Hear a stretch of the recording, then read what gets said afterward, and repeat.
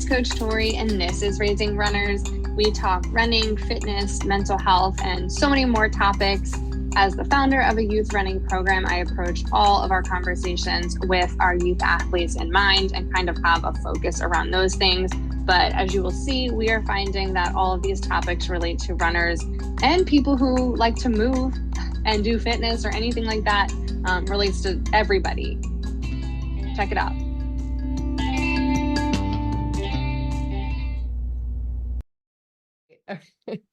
Hey, it's Coach Tori. And Jeff. And this is Raising Runners, and probably Happy New Year at this point, when you'll be listening to this. So that's super exciting. Today, we're going to talk a little bit about running, goals, New Year's resolutions, even though it's not like super my thing. And then we're going to talk about cold weather running because at least for us, it is definitely getting chilly. And I imagine a lot of people are experiencing cold weather running as well. So it kind of feels super relevant to, the beginning of January here on the East Coast. But anyway, so, well, how's it going? Oh, it's awesome. Yeah. Yeah, how's Did you have a nice holiday? Yeah, it was good. I mean, we didn't get a chance to see each other on holiday, but Yeah. no, it was good. It was busy. I'm sure you were busy. But yeah, I had a lot of in-laws here and there. Yeah. So it was fun though. We did almost like Williams Olympics. We did a bunch of those games Oh, fun. for the kids because we didn't have a lot of gifts for them. Like once kids get older, as you know, from my standpoint to you, it gets difficult to like find gifts that you now believe that they do need, or you know that they need, or two, that you can pick the right thing for them. So Right. we just did games and money, so it was fun. Oh, that's How about super you? fun. Yeah, you're in a different era right now. You're in that this is the best time for Christmas. I am like in my peak Santa Claus era. So no, it was fun, but I also feel like, peak toddler. I think the amount of times I heard more presents, I want more presents. Are there more presents? Is like my brain is about to explode because it just getting new things is so fun and all the, presents, and I just want all the things and the stuff. And so that was, I mean, it was very cute. He had a great Christmas, I think. And did a lot of fun present stuff. But yeah, no, it was good. It just was, it's fun being on the other side, but it's also just like, oh my gosh, trying to help someone who's like way overstimulated by all of the fun, like manage their emotions is just kind of a lot. Yeah. And Well, then like, oh, go ahead.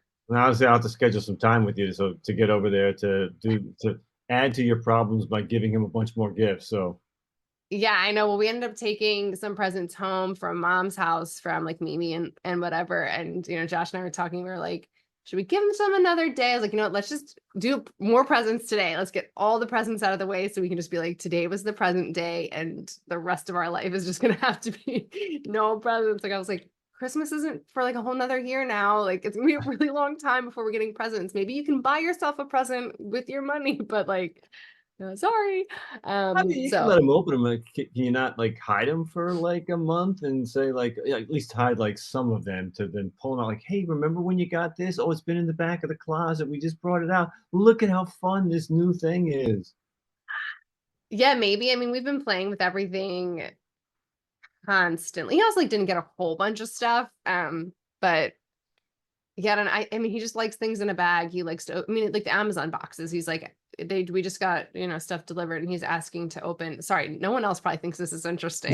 But he's trying to open like the Swiffer wet jet wipes. And he's like, open the box, open the box. I'm like, it's like really not fun, but just like Yeah. that's fun. So, you know, but holidays, we made it. I've run once this week. So it's like a great way to get into our resolutions, probably. Do you do resolutions, New I Year's do, man. I'm a resolutions? big fan of resolutions. Ah, Yeah, big fan. Yeah, I do. I come up with some every year. all right. So let's hear, what are yours for this Yeah, coming year? this year I'm stealing from the Mother's Runners. I thought, just Oh, for all this right. podcast, I prepared a little bit before my own. I got a couple for myself. And I'm sure you're gonna add. I know you're not a big fan of them, but we'll talk about a couple that you should have. So their list is 9. We'll run through those, and I think they're all great, right? Number 1, strength training twice a week, um, using heavy weights, primarily full body. Their recommendation is to do it on the days you do your hard running. So for me, it would be my Hmm. speed days. I think the idea is you're already breaking your legs down a bit, more so than maybe an easy run, and get it all done at once, right? Break them down even further with the weight training. So therefore, you have the full day off the next day if that happens to be the day you're off. And what I've been doing historically has been run a day, and then my lifting days might be on my 1 or 2 days off. So Mm-hmm. my legs really never get a break. Yeah, they're not doing running, but they're doing weight training. So I like this idea better. I'm going to adopt this one to do them on my probably my speed days. I'm also going to go to twice a week from 3 times a week. I think I decided that probably a month ago. I didn't hear about any of this as your running coach, for the record. We haven't What? caught up. No, I do also have my marathon training program. So whenever we get together, and maybe next week, I'll go through my marathon training program with you. Make sure you're buying in on what's in there. So, Okay. all right. Okay. Number 2, before I get yelled at some more. Yeah. Um, Number 2, do mobility work twice a week. Mm-hmm. I'm all over that one too. I've been doing it, maybe a little bit more inconsistently. I think it's got to just be discipline built into the process, and those can be on the recovery days. Those can be on the rest days where you're doing your mobility, stretching. I do core those days as well, but I think that's also a great one. Mobility twice a week. Um, I think by doing lifting twice a week and mobility twice a week, again, it can be a lot for some people who are just managing to get their 4 runs in. But if you're willing to add a little bit more time, even if it's 30 minutes to do your full body workout, or another 20 minutes to do your mobility, it's well worth the investment in those areas. And again, you may not be able to do it every week, but um, be consistent for 2024. That's my goal. Um, Number 3, warm up and cool down every run. That's on their list. Probably not on mine. I know you as a coach would say it should be on everyone's list and it should be on my list, especially at 62. Um, but yeah, I do find myself I tend to skip these. Again, not intentionally. I just finished my run. I'm like, it just doesn't enter my mind to go do my cool down. And my warm ups are usually like I touch my toes and I go, because most of my runs are easy runs. I mean, for a speed workout, I will do more warm up than I will for like an easy one. And my apology again for not following all of your advice. Well, I mean, and I'm drawing a huge blank on, was it the Stride Shop? The 2 PTs that were on the show, oh my gosh, probably a year ago at this point, but they are like running specific PTs, and they were talking about like reframing how we're thinking about warm up, cool down. Like walking a couple minutes just before it can be your warm up. So you might be doing more of a warm up, cool down than you think. Because it doesn't always have to be the drills and stuff. But yeah. Well, then you'll love number 4, which is do strides and drills twice a week. I like And I it. think, and you can tell me, like, I would think that you could build into your planned run.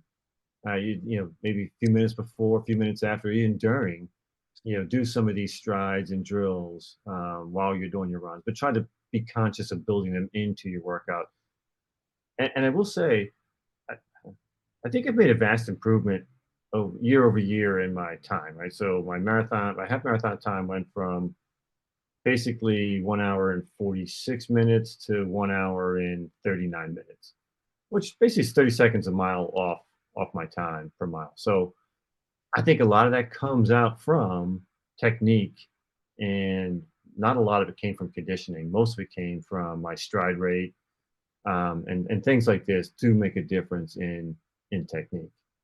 Is my opinion as a receiver of coaching, not as a coach. Oh, totally. Yeah. I mean, it's all about that efficiency. And with efficiency, we're also reducing injury. So you're taking away, you're eliminating that time that you might have to be rehabbing and stuff too. So, kind of kills a couple birds with one stone. Yep. Number 5, get at least 7 hours of sleep a night. That's been on my list a lot. I'm pretty good now that I've retired about getting 7 hours at least of sleep a night. I've actually gotten sometimes a lot more than that. Not as often as I'd like, but yeah, 7 hours isn't an issue for me anymore. I don't know about you. It probably is a much bigger issue for you. I shouldn't even Yeah, say that. what I is shouldn't even 7 hours know. of sleep? Yeah, per week. Right. Yeah. All right. I'll skip by that one before you launch into something on that one. Number 6, commit to listening to your body. And I think that's something, most people think of that in terms of like as you're either very fatigued, trying to prevent that injury, if you feel a nagging injury coming on, taking that extra day off. But it's also, I think, this is one I'm not very good at, and I need to be much better in 24, is listening to how you feel during your run. And if my goal for my run is to be an easy run, I have to, if my watch tells me every mile what my heart rate is, and it tells me I'm at 4.2. I'm not in an easy run mode. I'm already into zone 4, which I don't want to be in. I really want to be in zone 3 and below for people who are into zones. 3 and below for those easy runs and those long runs, and then zone really high 4 into 5 for that speed work. And I got to really be conscious of that because today's a perfect example. I went out to run, I was feeling good. I heard it was 4.2, and I just kept at the same pace instead of slowing down, which is what I need to do. Just slow a little bit further down to drop your heart rate back into the proper zone. So that's also part of listening to your body. Yeah, I think that's a great one. Yeah. No, I love this list. I don't know. I don't normally read mother runners, but I may start now. Number 7, fuel before, during, and after your runs. Not just Yeah. before, not just during, not just after. All 3. Again, I think it's good advice. We hit that one a lot last week. In talking about the marathon stuff. It's certainly critical during marathons. Obviously, shorter runs and speed work and stuff. I'm not going to do.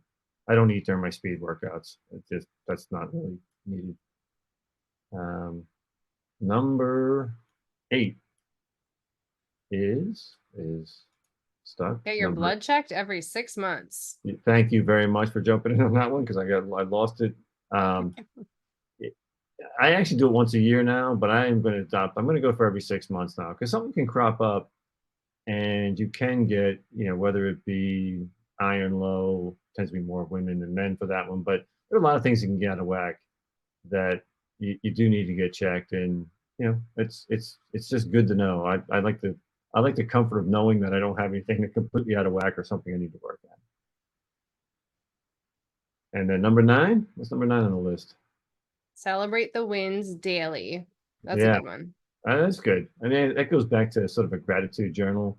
Not a big believer in those. And again, I shouldn't say I'm not a believer because I do certainly believe there are benefits to be had.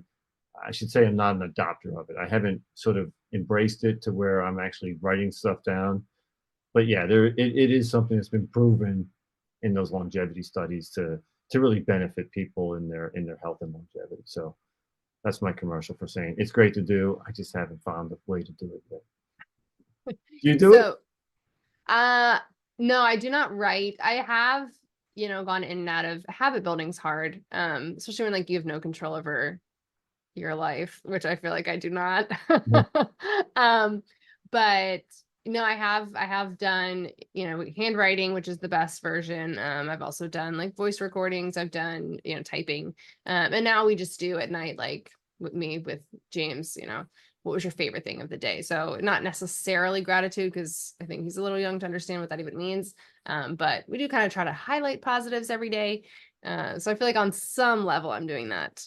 Okay. All right. Well, we'll go with that. And so I have a couple to add from my own personal goals for this. Yeah, I was gonna say, what's yours? My personal goals is Besides all of those. I just mentioned my half marathon time, which I just had my best run ever in mid-December. So my goal is to take it from 139 in 2024 to 135. So probably another 30 seconds per mile off in that range, which is, there's a law of diminishing returns, right? There's only so much you can take off based on my genetics on what I can get to. So that's probably a lofty goal for me. And then a Boston qualifying time is sort of a 2-part goal. It's one, qualify for Boston. For me, that's a 3:50 marathon. But I do believe I've got potential to go better than that. So I'm shooting for a 3:30 to 3:40 marathon is my goal for 2024. How about you? I like it. Because I'm not really a resolutions person, I hadn't put a whole lot of thought into it. Well, you're going So to complete your first marathon for 2024, right? That's already, we've already discussed this one, the yes, Providence Marathon. marathons on the list. Um, and I guess outside of that is just having more days where I run than days that I do not, because I've been feeling for the past like 2 months that running is really like not happening or fitting in my schedule. And so my goal is to at least try to make that happen majority of the time, which is obviously going to have to happen if I'm running a marathon. Do So, you keep a weekly log? no, I just started trying to do something, where I'll have like every workout I want to do in the week, including like core stretching, strength, and as like whatever gets done, crossing them off the list. Cause I'm like trying to plan, like, do this run this day and this day. I get stuck in the cycle of like not completing what the plan was. And then, it's just like so demoralizing. So Yeah. that's what I've been It's trying to more of a do. weekly. So now it's more of a weekly goal. Like, okay, this week I'm going to try to get these 3 runs or 4 runs done to get more runs than not. Yeah. You need to get 4, right? So, along with your core and other things that you're doing. So that's a lofty goal. Yeah, so that's the goal. I know Yeah. I would have thought it would have been so much easier back when like I was having to schedule around napping, but it was like he had to nap every day, so I ran every day. So you can nap in the stroller, and now it's like we don't do that. So when am I running? Yeah. So So, still trying to figure that so out. as a coach, you tell me I need to have a marathon plan, and I've got one. We know I discussed the sort of outline of it, but it's a 16-week plan, which I'm going to start on January 1st. We'll Okay. take it to the end of April, right in line with that May 5th Providence Marathon. Mm-hmm. Do you have a program that you're following? No. No. Are you going to have a program that you're going to follow? I'm gonna have to do something. Yeah, Yeah, I'm gonna have to do something. this I would be was, like reverse coaching. Can I also be your coach then? yeah, yeah, that works.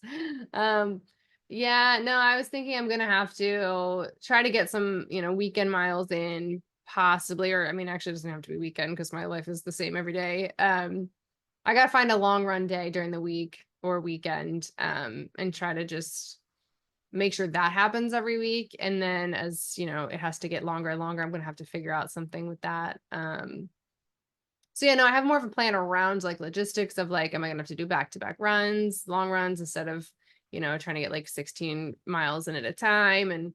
But we're kind of far from that. So Yeah, yours doesn't my sound like a yeah. 16-week plan. It sounds like a concept. I've got a concept It's a down. concept to kind of like fly by the seat of my pants till we make it to May. Well, it's worked for you before, right? So you ran a half marathon in Philly, the distance run, right? With probably a spotty running schedule. So Yeah, it was definitely better than it is currently, but yeah, I mean really that was also I was just trying to focus on making sure I had one long run a week. And as long as I got that, wasn't too worried about what the rest of everything looking like. okay, So, yeah, that's probably most important. yeah, You want to get into cold weather running now that we're let's going get to do all into this running because cold it's weather going to be running. cold. We live in New Jersey and we live in Pennsylvania, and that's cold weather for January, February, and March. Yeah. So, I feel like we've also in various podcasts touched on lots of different cold weather things. Um, so I feel like some of this is going to be like repetitive and whatever else, but at least it'll all be in like one place specifically now. Um, so I don't know anybody that really loves running in the cold. And when I'm saying cold, I'm thinking like 20s, right? Like that's to me, like it's 30s, it's 20s, it's cold. Because obviously like ideal marathon, long running conditions, whatever is like chillier than I think some of us think is like warm, nice weather. So I guess it is really all perspective there. But so first things, just to talk about quick like tips to make running in the cold better. Um, and so I had just done a newsletter. So we're taking a lot of this off of a newsletter for all of my runners. And then I also found some things just on Runner's World of like other suggestions of how to make cold running better. But first is warming up. We just talked about warming up as a resolution. So it kind of fits in perfectly like that. Warming up inside. So again, now you're probably gonna have to be flexible, thinking a little differently about how you're warming up, because I think a lot of us do, either I mentioned the walk, some easy miles, whatever it is, some slow running to get started. You're probably not gonna be doing that inside unless you have access to your treadmill somewhere warm, which is something you can definitely do. But doing some kind of warm up inside, starting your routine inside, so you're not just having to put on all the gear and then you're shocking your body out into the cold, right? That's like not super fun for a lot of us. And then you're also dressing probably too warmly because you're just like, I know it's going to be so cold outside. So the indoor warm up helps up with a little bit of kind of making all of that adjustment easier. So doing jumping jacks, some kind of dynamic stretches, toe touches, doing some high knees, getting your drills in. So this is another great way to get your drills in too, right? You can do Yep. your high knees, your butt kicks. You can even do the skips like in place. Or again, if you have your treadmill, you can do some walking or running on the treadmill. If you have your bike inside, you can do a little bit of biking inside. If you're really getting after it, do like a minute of burpees and then do something else. But yeah, so that can help get your body kind of blood flowing. You're feeling a little warm. Now you're probably able to put on a more appropriate outside outfit, because again, you want to be warm, but you don't want to be so warm that you're now just like sweating like crazy as soon as you get outside, because then you're just going to get a chill and then you're just going to be really miserable on your run.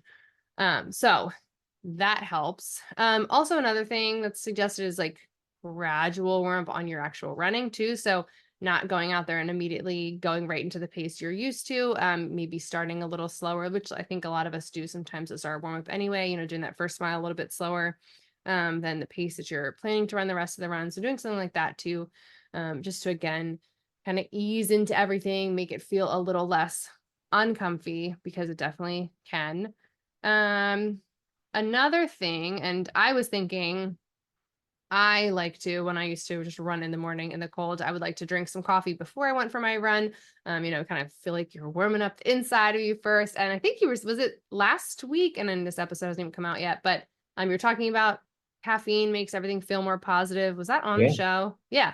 So again, you drink some caffeine, you're automatically going to think like, this isn't as bad as you would think if you were not caffeinated, going outside. But another way to use coffee or something like that is having a reward after for getting your run done. I feel like a lot of us are very rewards based. And I know even now I'll say, like, if I actually make it to my 5 a.m. run before, the whole house is up, I will go get myself a coffee or something for the day. So having some kind of incentive, it can be coffee, it can be whatever else, to kind of help you get out the door, will definitely make starting easier. So that'll Yeah. be good for incorporating your drills, having a warm up twice a week. You're already meeting all of these New Year's resolutions. Anything to add to warm up? Yeah, so I guess the two things. One is I like the coffee one. In addition to sort of helping wake up psychologically, and maybe also with the caffeine, that stimulant. I do find maybe it's an age thing that I have a hard time after being in bed for now 7+ hours for sleep, getting up and then having my body feel comfortable running. I mean, my back tends to more likely spasm partway through my run if I do that. So I do think that like being up, moving again for me personally, just moving around for that hour, having that coffee, I am in a much better position than the person I would like to be, which is the person that can sort of get up and then just go out for that 10-mile run. I can't do it, and I do enjoy that coffee to sort of get me sort of ready to go. Other mistake I tend to make is I tend to put all my warm up clothes on. Like I tend to dress for what I'm going to be in the outdoors when I'm indoors, and then I'm not so mentally ready to go. So I may spend like 20 minutes all dressed up in all of my clothes indoors and not ready to go yet. And now I'm hot, now I'm sweaty, and then I get back outside, and then that cold sort of still hits you. You really just Yeah. want to make sure you put that last layer on as you're about to walk out the door. Make sure you're ready to go when you put that last layer on. Yeah. And we'll definitely get into dressing for the weather Yeah. in a second too. But yeah, no, that's a good one. Mental preparation for going outside in the cold. Obviously, you have to just know that it's going to be a little uncomfortable. So having realistic goals, but also realistic expectations of the conditions outside, but then also like how are you running in those conditions? Do you need to be a little slower? Do you need to have flexible like a training plan too, right? So sometimes if it's super, super cold, you're probably not going to want to be running a super long run because you're just going to be outside in the cold longer. So how are you able to adjust what your schedule looks like? Having that in mind that you may need to adjust some things. With cold weather often comes ice, slippery conditions, rain, sleet, snow. So being able to flex your schedule a little bit, flex your idea of what you're doing for that workout. If the roads are slippery, you're not going to be running super fast, which maybe you had a speed workout planned. So kind of thinking of those things as well. So you're not kind of just disappointing yourself because you're like, I'm not able to get out and do what I needed to do because of the weather. So having that in mind, but then also just being positive, right? We talked about visualization before. We talked about mantras, all those positive things. So kind of finding a way to feel motivated to be outside. Running when it looks like a winter wonderland can be super fun.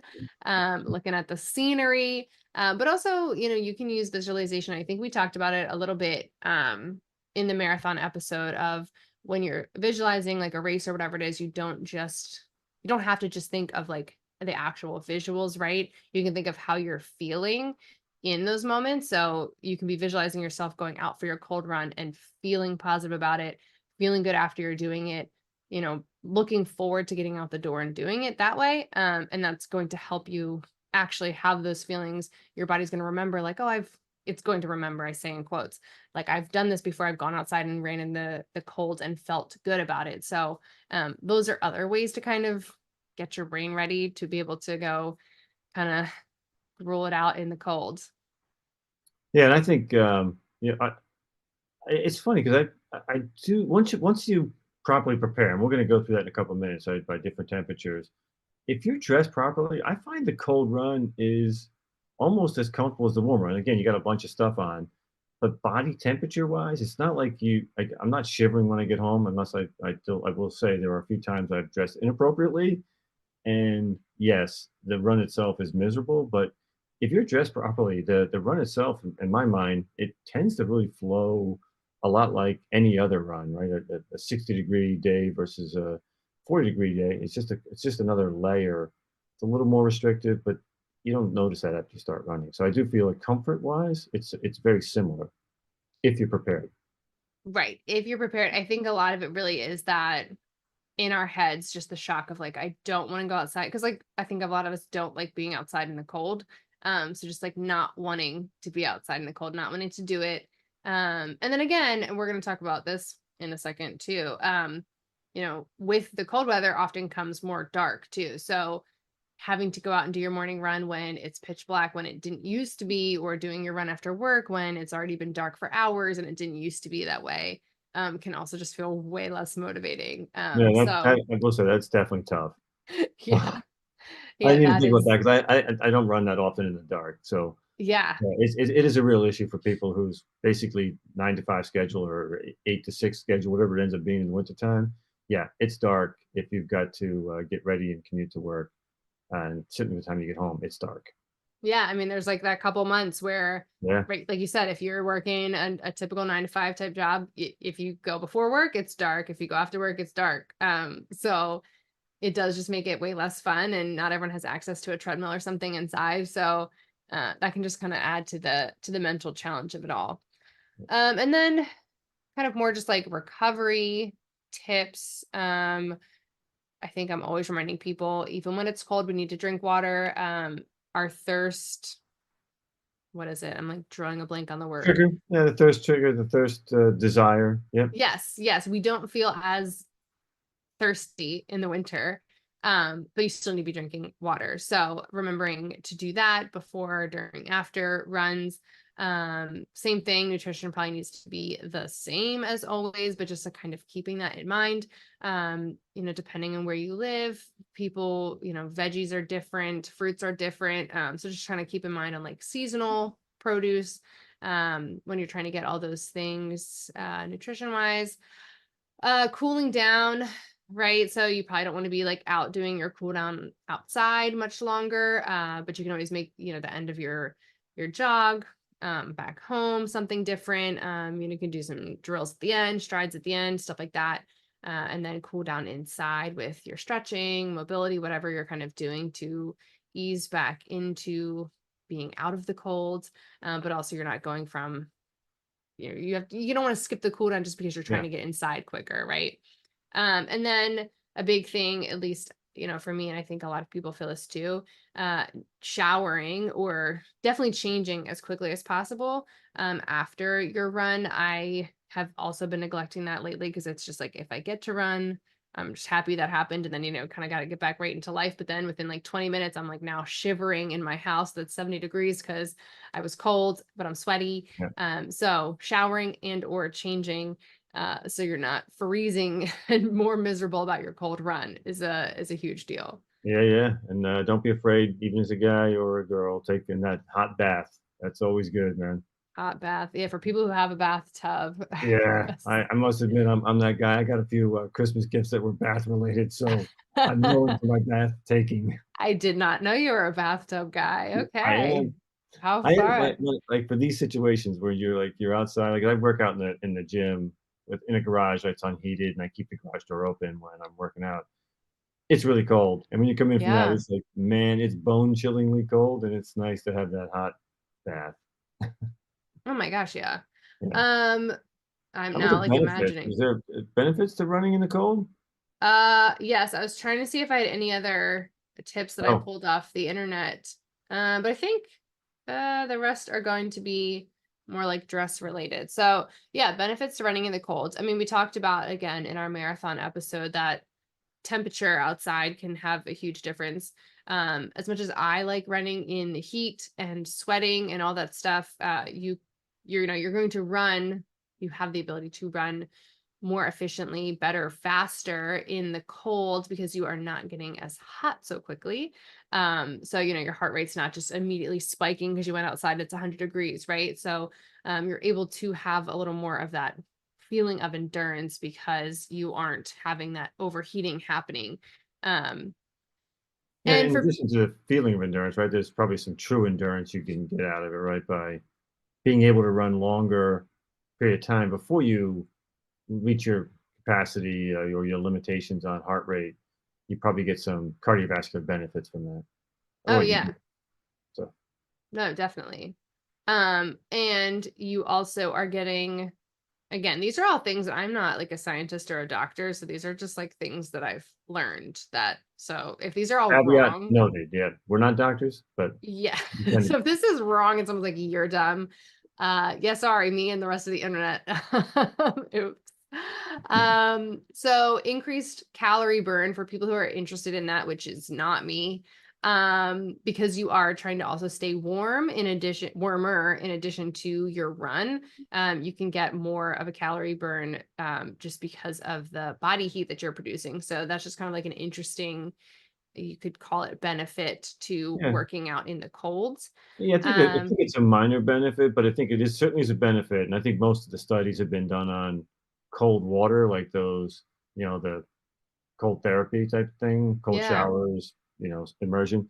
But I think there are some that support it in cold weather as well. So yeah. I don't think you're in any way off out based on this one. And I'm like, I didn't do like any, independent Scientific studies. I research. saw some Yeah. scientific studies.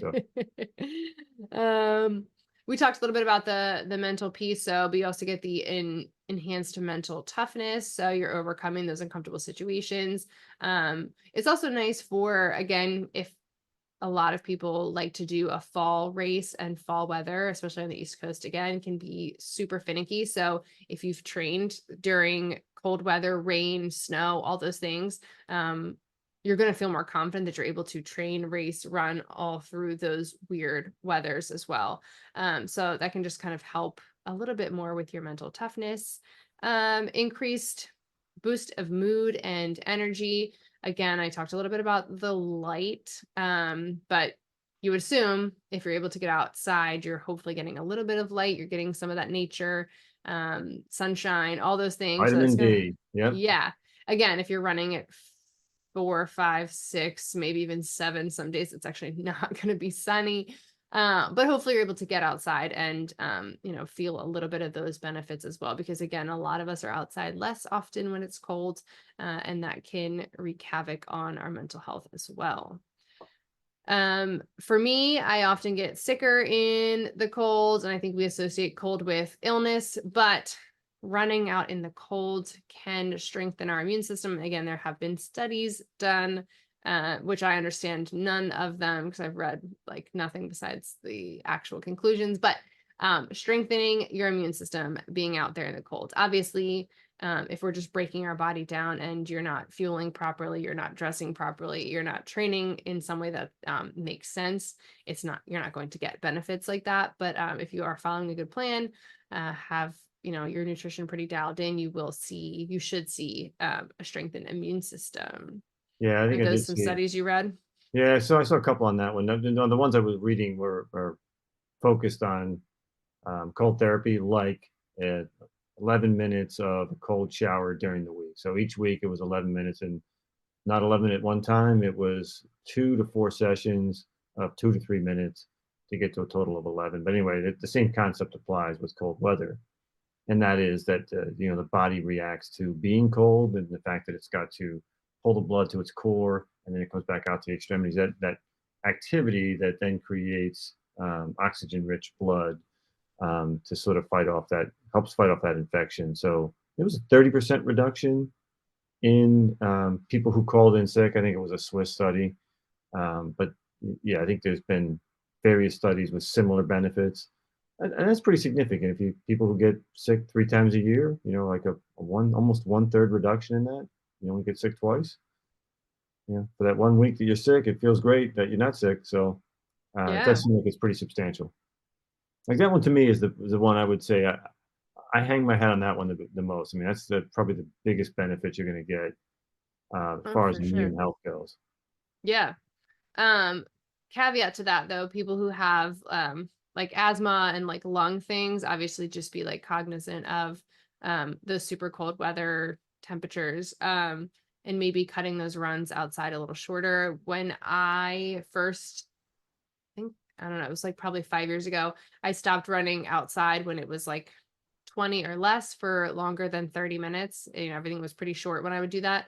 And I did not get bronchitis like every 3 months like I used to in the wintertime. So, kind of just things to think about for, lung people with lung stuff. Yep. None of that sounds scientific. I feel like really dumb today the way I'm talking. No, it's not coming across. I think the next few benefits you're gonna hit off are, to me, that they seem, I don't know, sort of like there's slight benefits. They're almost like, they're not as I think they're not as scientific in my mind as the first maybe 6 or 7. Yeah, I was gonna say the rest kind of all just kind of jumbled together of like things possibly that are great about running in the cold or good about running in the cold. Well, also improved sleep quality, but again, that also varies. Some people find exercise to disrupt their sleep. But again, I think it kind of goes to a lot of the studies you were looking at, drop in body temperature after exercise can promote more restful sleep. Yeah, if you Um, exercise, the key, I think, to disruptful sleep, a lot of that ends up being with people who tend to exercise late in the day, that it yeah. can ramp you up and it may take longer to fall asleep. But yeah, I think there's a lot of studies that do support that exercise itself will help you get better quality sleep. Yeah. My watch actually, I don't know. I just did an update on it. And every day since I did the update, it's been telling me at, 8 o'clock at night, it's telling me I've had a stressful day. And like whatever else that goes with that. But then it tells me I should have exercised today to help reduce Mm. my stress, which is kind of interesting. I feel like it's just trying to bully me into working out or something, but it's like a really weird, I don't know why that happens with the update. I'm like, why are you like it never used to do that. I have to figure out how to turn that off. Yeah, But yeah, it's like maybe go exercise and stop just being stressed. yeah. So Um, I mean, if you want, I'll run through the next four just to oh, give. sure. I know you've been running through all these, and it's your newsletter, but I was going to give you a little bit of a break because you've been talking the entire time. So All I feel right. bad, which Oh. I'm happy to listen. But I was going to help you out, save your throat a little bit. Go for it. So I think number 7 is around just the changing of the season, sort of enjoying running, enjoying the experience of running. We talked about that in a couple different situations. And that is an important part of running. It's to make the process more enjoyable. You will, if you're enjoying it more, you're going to run longer. You're going to get more benefits. And so the cold, obviously, with the changing of the seasons, the fall, the winter, the snow, all the things you can get. Um, if you're willing to run in the cold, if you're not willing to run in the cold, you sort of limit yourself as far as doing group runs in a social setting. So, putting yourself out there, being willing to run in the cold does open up that opportunity to run with friends, run on a group run, find a running group that runs in the wintertime, and including increasing your social score. Um, it does help you create variation in your running routine.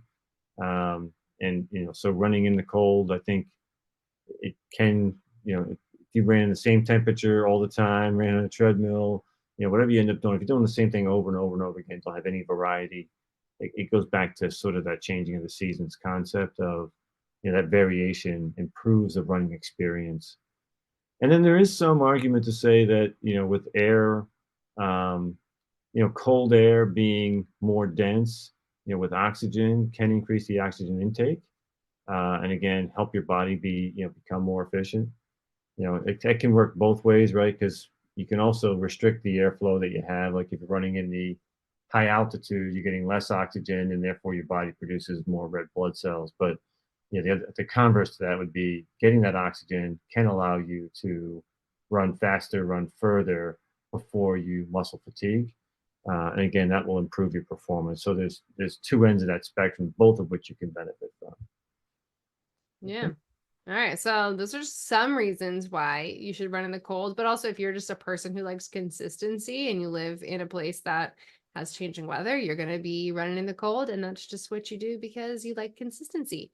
And now just getting into dressing for the cold. One thing I also forgot when talking about rewards kind of for helping motivate with the cold weather. Another suggestion was picking a warm race to do, which is something I think you kind of do in the winter time, right? So if you have the ability to travel somewhere warm sometime during the winter, it might make training in the cold a little easier. Again, obviously it's going to feel like a huge difference if you're running in 20-degree weather and then you're going to go race in 80-degree weather, which can have its own challenges, but that could be something that's going to help you feel motivated to get out there and get your training done, because you are going to be able to run somewhere nice and toasty. Yeah, no, I think it's a great one because I do think, I mean, I pick Florida usually because I have a house there, but but if I'm going to do it, I do need ideally you need 10 days to get used to the temperature. But if you're going into the Carolinas or Virginia or somewhere else where it's at least warmer, more comfortable to do a race, because I think the weekend I was racing, there was actually some up in New York City, right? So I could have gone to New York in December and done a race. It's like, man, that's really risky. That could really be cold, and I don't really want to dress up in 3 layers to do a half marathon all out. So Yeah. yeah. So how to dress. Obviously, this is going to be personal because not only do people have preferences to what they like to wear and what they have access to, but also some people are just like run hot, some people run cold. So obviously whatever works for you, but these are just more suggestions. So the first thing obviously is talking about layering, which I think we've said a couple times too. Which like is the thing that we all kind of just know in general, whether you run or not, that sometimes dressing layers is important if the weather is going to be changing. So just when considering layering, starting with something moisture wicking as a base layer to kind of keep sweat off of your skin. You don't want to be kind of trapping all of that in there. Obviously, we want to trap the heat, but we don't want to be trapping all the sweat and just be wet, because that is going to make us very cold. Having an insulating layer for warmth. So I like to do, I don't love the Under Armour material, but I will sometimes do like an Under Armour material shirt.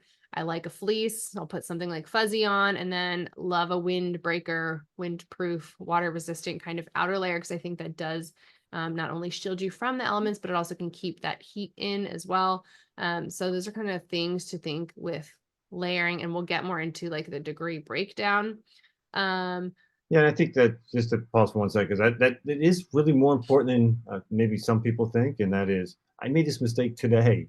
I wore a cotton T-shirt as my first layer. I wore the insulating layer, the Under Armour material, a second layer, and I had a hooded sweatshirt as a third layer. That cotton layer just got soaked with sweat because I was probably had too much on for what was probably a high 40s, maybe low 50 day. Hmm. And I was freezing as soon as I stopped. I'm like, man, I am really, really cold because that moisture is still against your skin and it gets cold really, really quickly. So it Yeah. became uncomfortable. Yeah, no, definitely considering like not only that you need to wear layers, but like what layers make sense, right? Yep. All right, so keeping your head and your hands warm. My ears will hurt so bad if it's like below 50 and I'm not wearing a hat. I know some people don't have that problem, but hat, head warmer, ear covers, anything like that's going to be important to staying warm. Not only just to roll your ears be happy, but again, all that heat is leaving the top of your head. So doing something to keep all of that in. I know they make like fancy running hats that have like again like moisture wicking. I don't think I've had like maybe one or two like that. I'm super fine with just like, regular beanie type deal or anything of the sort. So it doesn't have to be fancy, I Yeah, I don't have a think. thin beanie. I have the one we had from Las Vegas, the 5K or 10K Yeah, that we did there. That one's a thin one. I have that one, and I have a real thick one for there you that go. 20 degrees and less. So I just have two versions of it, but it makes a big difference whether you have the light one or the heavy one. Yeah, you don't need anything crazy. With gloves, again, moisture wicking, fine. I have run in those like super like basic cotton. I don't even know if cotton's the right word, but the super basic ones that like everyone has, right? And I do find running gloves do feel warmer, with like the wind and sweat and whatever else. If there's not like that like windbreakery type material on the outside or some kind of like insulation, because your fingers are now like all spread out and they're not touching each other, it can be really cold. I will sometimes run in mittens as well, just because I think my hands do get so cold. So I like, a good insulated mitten. So something to keep your hands warm, dry. I know people sometimes also will do the like hand warmers or something, anything like that to keep from those things getting cold. Because again, if you're starting to like feel pain in your fingertips from just because like that's just going to start fatiguing you mentally, and then it's just all going to kind of crash down after that. Yeah, it Um, must be genetic because I had the same problem with when I wear gloves and it's cold. My fingers, because they're separated, they get really, really so cold. cold. And they Yeah. tingle almost. So what I end up doing is pulling the fingers off it, and so that my hand's like a fist inside Yeah. the palm part of the glove. That really helps. Then the hand stays warm. I don't have an issue. They make mittens, right? I do. You basically described I like don't mittens. have mittens. But whatever works. So All right. for legs, thermal running tights and pants, essential for cold weather. Make sure you have something windproof as an option. I know I'd mentioned on one of the podcasts recently, my fleece lined sweatpants. You get hot wearing those, and they're not like super stretchy, which I think you pointed out. But depending on what, if you're going on an easy run, super fine to wear those. I've also more often done like regular running tights, or if you get the like fleece lined or super thick running tights, and then like windbreaker pants over top. Again, you're gonna make that crazy swishing sound the whole time you're running, but who cares? But just keep your legs from getting cold. Again, some of those bigger muscle groups, I've noticed like my quads, even though I'm using them and I'm running at that slow pace, sometimes everything starts to just feel very cold because they're further from your body, or they're further from the center of your body. And yeah, I don't know, just tights and things are, you don't get as many layers usually on your legs. Yeah. So No, try I'm to with keep you. I that have in a pair of mind. tights. I have a pair of tights I wear underneath the pair of sweatpants. So, but again, only if it's 20 degrees or probably maybe 30, low 30s and below. Beyond Yeah. that, my legs I don't feel it as much in my legs. The three things that I get affected by are hands, head, and then the core. If my core is Hmm. warm, then I don't mind my arms being cold or my legs being like cold. But as long as that core is at a good temperature, I'm okay with the rest of it. Again, maybe I'm unique. I don't know, but like the legs don't really bother me much at all. Huh. That must be nice.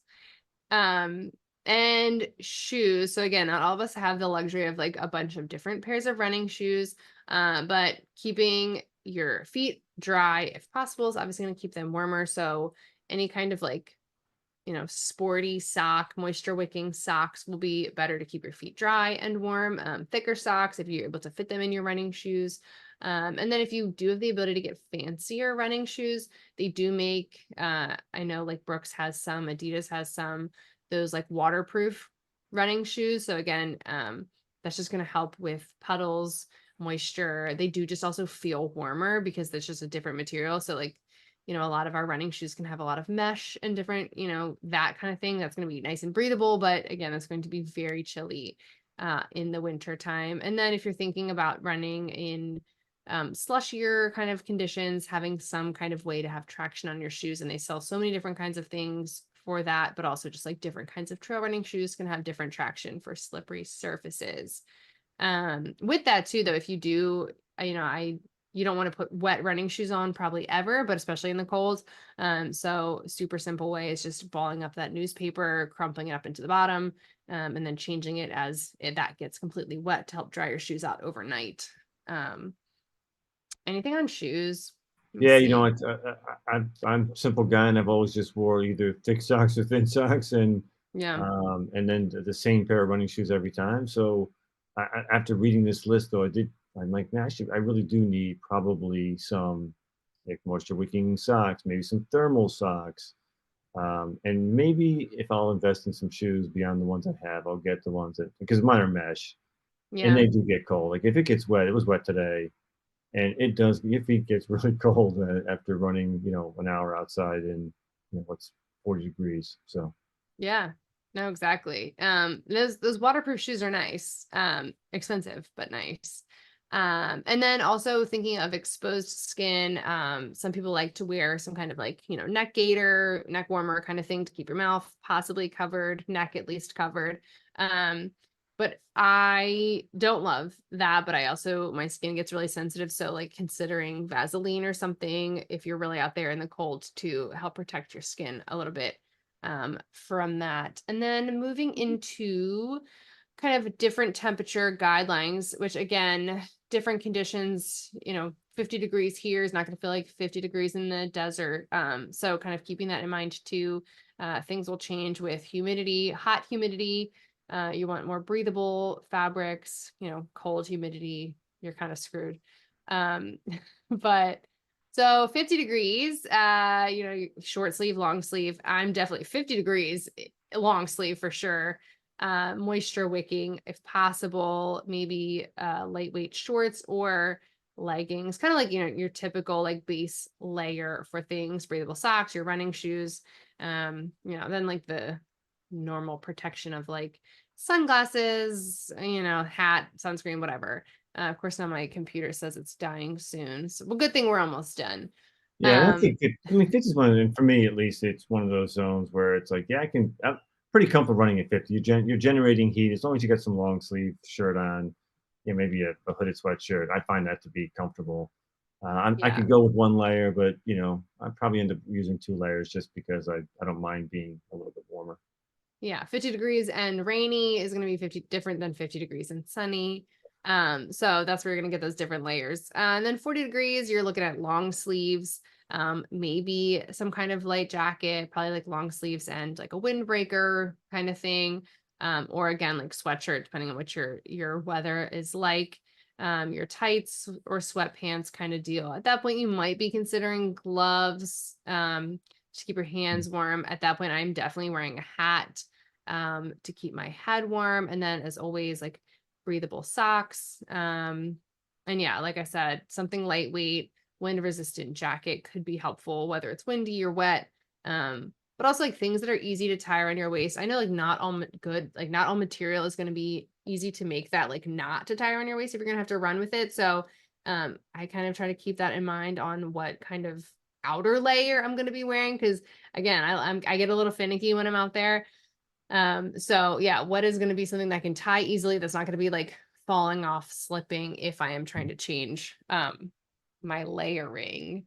Now 30 degrees, freezing, like a thermal base layer, or, you're looking at that Under Armour type material. I like more of like a waffly type, like I said, thermal kind of deal. long sleeve shirt, insulating mid layer like a fleece, considering a sweatshirt, running jacket. Running tights are probably fine, but again, I think all of us who've worn running tights know there's so many different Yeah. thicknesses and weights. So you're looking at probably a thicker version of them. They make so many that are like fleece lined that don't have like, they're not like Sherpa lined, but they are like a thicker material that's going to be helpful. Your gloves, your hat, insulated socks. Now you're thinking of something a little warmer for your feet because you are going to be pretty chilly. And then, I'll probably be wearing a scarf or something at that point, just to keep no wind from going down, depending on what the top of your shirt is going to look like. And then again, always consider at this point a windbreaker, water resistant kind of jacket type deal, as an option, depending on what the weather looks like. Because I think that, like, a windbreaker can, you don't think of that as like adding heat, but when you're out there and like just something that's going to stop the elements from getting through or kind of hold the heat in a little bit, I feel like can make a huge difference when out on a run. And then 20 and below, again, that can vary greatly depending on like where you live, what time of day you're running. All of those things is going to feel super different. Always make sure you're paying attention to the weather and knowing, kind of what the weather patterns look like where you're at, because, weather can change fast, whether it's for the better or for the worse. And you really don't want to get caught out in the snow, in a storm, in a potential, like, now you're going to get frostbite kind of thing, which I think we talked about very briefly in another episode too, of like risky weather and running in different kinds of conditions, and getting injured or getting hurt, or worse than that, over getting your run in is definitely not worth it. So things to think Although about. I gotta say, well, one, I haven't seen snow in like a couple of years, but two, running in the snow sounds like fun. I mean, you talk about changing the seasons being fun. I mean, to me, running in the snow sounds like fun, and I agree. Yes, it won't be fun if you get frostbite or if you get, lost. But um yeah. yeah, so okay, fine. All right, I'll take that. But again, if you're running close to home and you know your route and it's back roads, not the main roads where people are going to slip and hit you with their car, it's got to be fun to run in the snow. Oh yeah, I love running in the snow. That just immediately made me think of, I don't even know what these, like, I sound like such an old person. It's like not a meme, but it's like just like a video that people post all the time. And it's like some woman, and it's like a real news report or whatever. And this woman's doing like, she's out in the middle of the street with the snow, and she's like reporting on the cold weather. And these two runners come up to her, and she's like asking, I guess, like, oh, is it too cold to run or something? And I'm like probably butchering this, and hopefully people know what I'm talking about. And they're like, oh no, this is like perfect running weather or whatever. And they're just, it's like runners being crazy, right? Talking about like the Yeah. snowy streets, it's perfect weather. Have you seen this? And then they start to run away, and they both like fall on the ice. No, But the I camera have not catches seen. it. Yeah. I know I have to search and see it because I have not seen that one. I'll have to try to find it because I've seen it so many times and it just like comes up randomly. But yeah, it's just really funny because it's like, they're like, oh, no, this is amazing. And she's like, all right, should you guys be out here running? And then they just both like wipe out.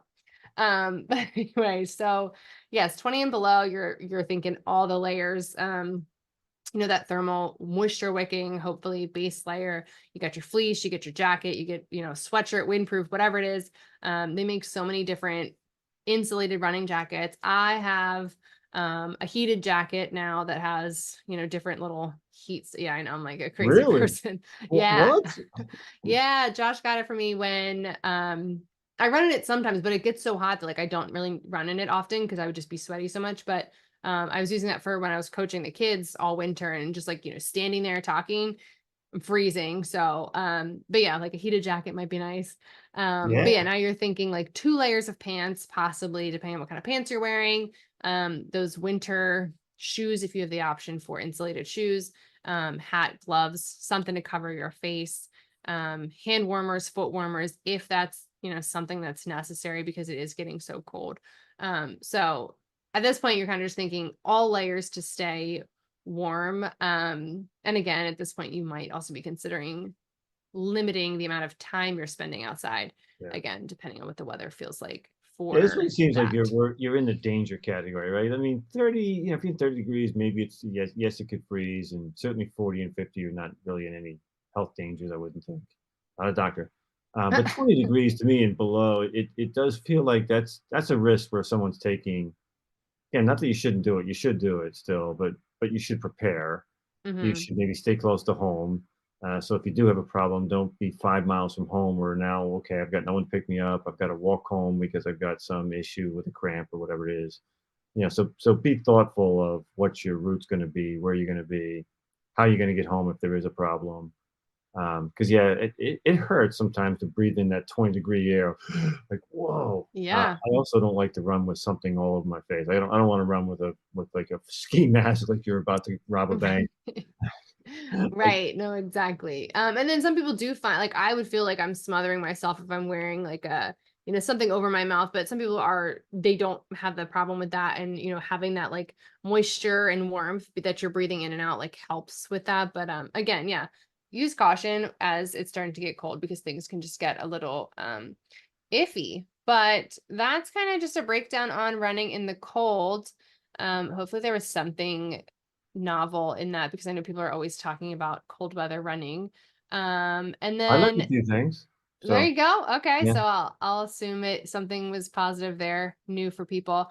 Next week we're gonna be talking about running/racing etiquette, and I think we'd mentioned that prior to that we were gonna be talking about that. Please feel free to write in with any of the running etiquette you either follow or people follow or you think people should follow.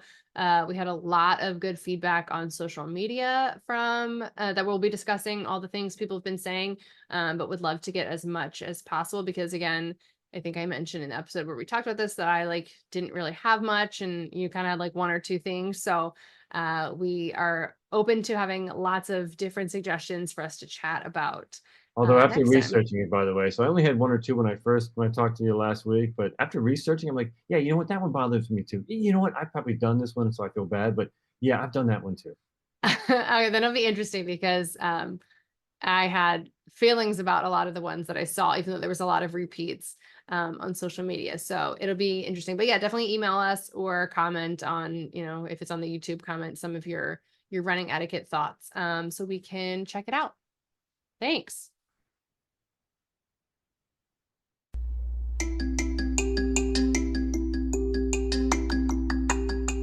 Thank you for tuning in. Make sure you rate, review, subscribe, all the things that you can do for a podcast that you enjoy listening to. Make sure you check out social media, our website, any of those things. If you have questions, comments, interview requests, feel free to email me at marikeyrunclub@gmail.com.